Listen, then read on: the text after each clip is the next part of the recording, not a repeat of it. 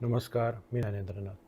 ह्या 2-3 वर्षामध्ये मला अनेक जणांनी दूरध्वनीवरनं संपर्क साधून म्हणा, प्रत्यक्ष म्हणा, तांत्रिक साधना करण्याबद्दल बऱ्याचशा विचारपूस केलेली आणि त्यांचा असा हट्ट होता, की मी यावर एखादा छोटासा व्हिडिओ करावा, लोकांना मार्गदर्शन करावं. तर तांत्रिक साधना म्हणजे या सर्व गोष्टीला तुम्हाला मंत्राची तर आवश्यकता आहेच, तंत्राचीही आहे आणि यंत्राचीही आहे. आता यंत्र म्हणून आम्ही काय वापरतो? तर आम्ही वनस्पती वापरतो. मंत्र जे आहेत, जे गुरुमुखी मिळालेले आहेत, त्याच मंत्राचं तुम्हाला मी ज्ञान देऊ शकतो. पण हे ज्ञान देण्यापूर्वी तुम्हाला ते देण्याचे आदेश मला आहेत का नाथांकडनं? हे मला जाणून घ्यावं लागतं. काही जणांना आदेश आले, त्यांना मी ते विनामूल्य दिलेले आहेत. मंत्र देण्यासाठी कुठल्याही प्रकारची दक्षिणा घेणं हे योग्य नसतं. परंतु तो शिष्य, तो साधक त्या पात्रतेचा आहे का? आणि खरोखरच तो पुढे जाऊन यातून जीवब्रह्मसेवा करू शकतो का?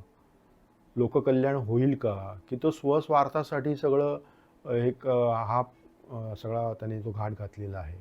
या सगळ्या गोष्टीचा विचार केल्यानंतर हे जाणवतं, की लोकांना पटकन असं धनप्राप्ती हवी आहे.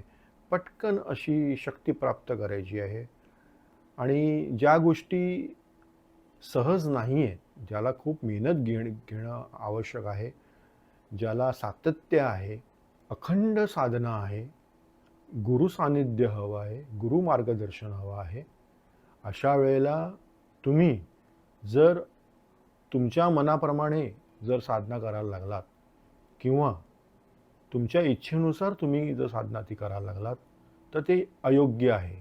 म्हणून तंत्रशास्त्रात गुरु सानिध्यामध्ये साधना करणं केव्हाही गरजेचं असतं आणि त्यांच्या मार्गदर्शनाने, त्यांच्या आदेशाने जर तुम्हाला मंत्र दीक्षा मिळाली, तर ती गुरु प्रणालीला अखंडित अशी ती जोडली गेलेली नाळ असते आणि ही नाळ तुम्हाला तुमच्या यशापर्यंत घेऊन जाते. म्हणून गुरु सानिध्य, गुरु परंपरा आणि गुरु मार्गदर्शनाच्याच ध्येयाखाली हे कार्य सुरू ठेवा.